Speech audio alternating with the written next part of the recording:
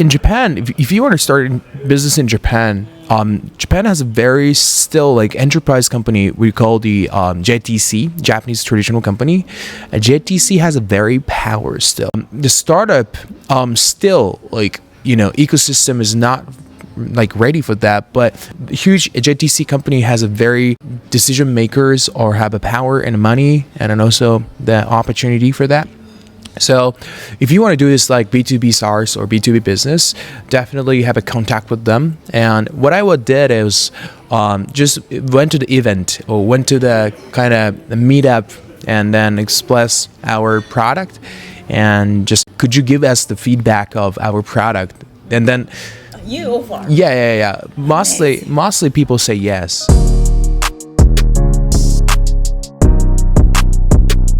Did you join any accelerator or program? Well, I actually did. So when I was in the phase, I joined. It's very Japanese retail company which called Marui Group. One of our investors as well. In Japan, when you go to Japan, there's a bunch of like the Marui building. It's just a building, right? And then a retail store, but they also have a fintech. The revenue come from, and then also like they're connecting a lot of Gen Z because of the credit card. So I was thinking about if I could make good synergy with them because they have a database from the user side. And eventually we could collaborate with something like that. And also like they have a retail, right? They have a space.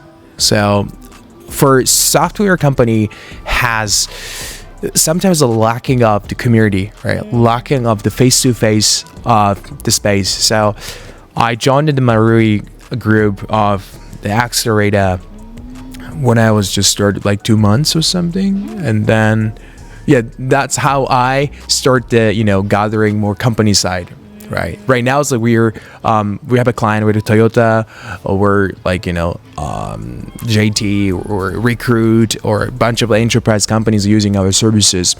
But I think because of the Accelerator that I joined was good for the corporation side, and something like that. And the Japanese Accelerator, so CVC, Cover Venture Capital, CVC, I see. Okay, let's talk about your first customer. Do you remember? I do, yeah. Yes, if possible, please share us the story. So that was I was also like impressing about, so we have a customer before we build a product.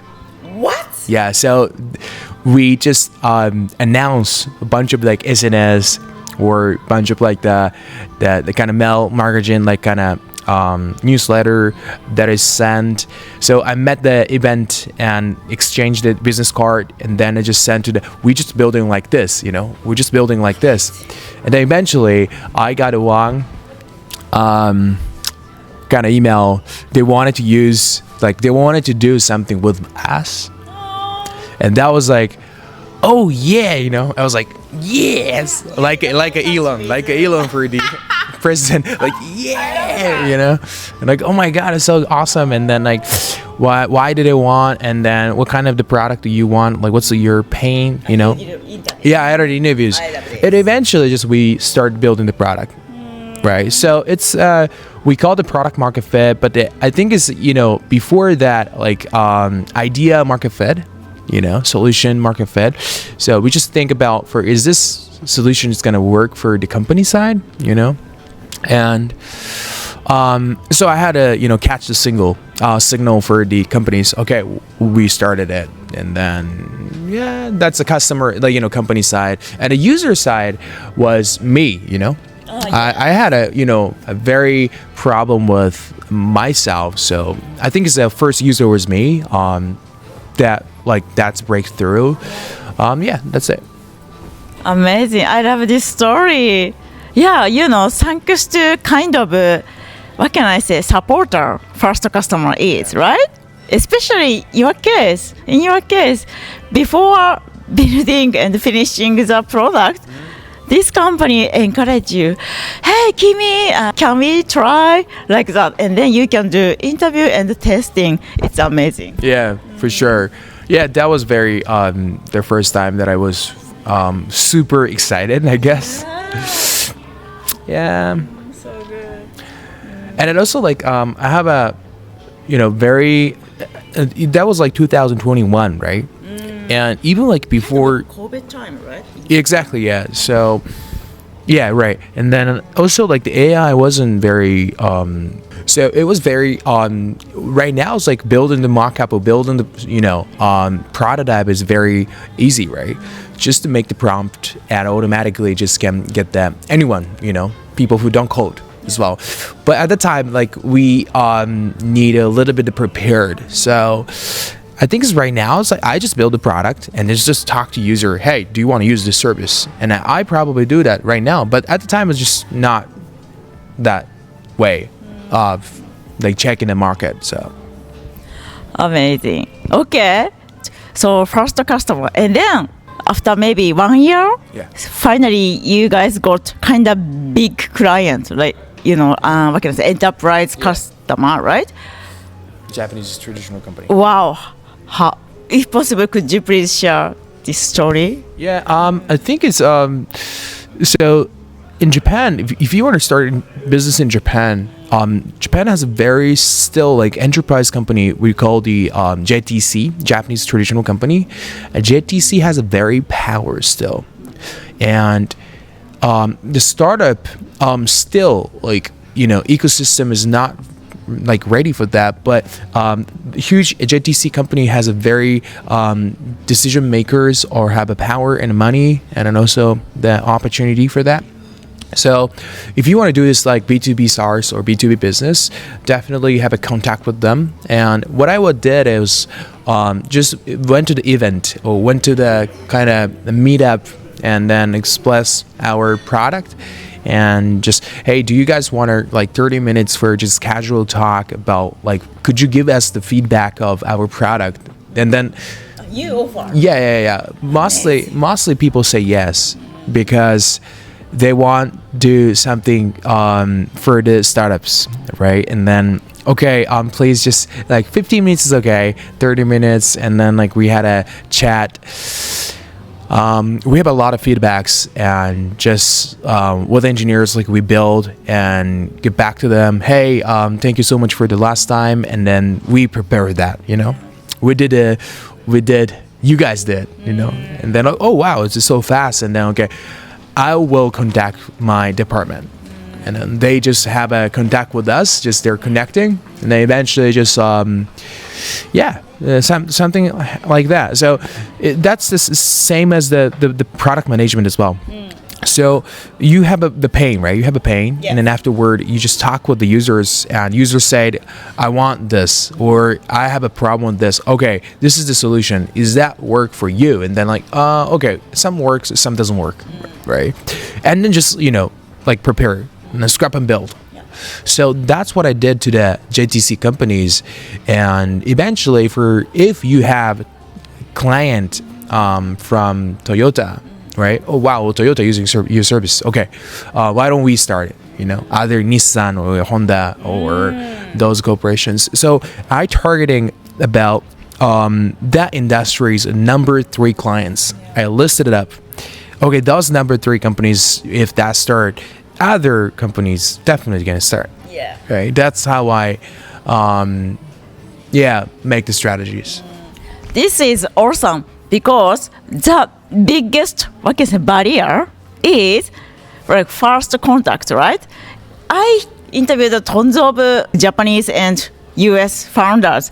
They struggle to get connection with Japanese big companies like Mitsubishi or Mitsui Bussan. You have to speak in Japanese though. Yeah, of course. Sure. Or like you have to have like Japanese person, like salesperson. Yeah, for sure. Right. So, and then amazing point. So he spent many times to go to in-person event. It's like a grassroots activity, 草の根活動, right? It takes time because we want to go to restaurant or we want to relax in evening. But he spent time to go to each in-person event to bring his business card, or he can show some like newsletter or something like that. It's amazing. Yeah, I think it's, if I have to say, if I'm going to add the point of we call it the product-led growth, right? So product-led growth. So it's kind of Slack or Notion or Figma. Does software just exploring in the world and drastically because they don't go to they don't go to, for example, Germany to sell the product, right? It's a little bit different of the product-led growth and also sales-led growth. So we started from the product, but when we wanted to grow, like kind of go to market, that's one topics. But mostly, Japanese startup has very not kind of exploring overseas product, right? That's a little bit of a risk of this go to face-to-face event to sell your product because otherwise you have to go each country to sell, right? So it's a product-led growth, such as the product has very great value, and also you just can go to that market. So especially for Japanese market, it's very unique, right? You have to, if you want to go to JTC company, you have to talk to them directly. Yeah. But if you want to go to the US or other country, probably just, you don't need to go to the sales, just more face-to-face. It's just inefficiency. So just product-led growth is okay. So it depends on what kind of the country, what kind of the market you're going to address, right? For us, it's kind of like job market. So it's a JTC, like big company needs face-to-face. That's what I did, yeah. The 3 key takeaways with conversation Kimi part 2. Okay, joining an accelerator can open unexpected doors. Kimi joined Marui Group's accelerator early on, thinking it would provide corporate synergy through retail and fintech partnerships. However, it turned out to be much more than that. It helped Kimi gain early credibility as a startup, connect with major enterprise like Toyota and Recruit, leverage physical space for community building, which many software startups lack. Tip: even if you don't need to funding, joining the right accelerator can give you access to customers, credibility, and strategic advantages. Choose one that aligns with your market. 2. Building trust with Japanese enterprise takes time but pay off.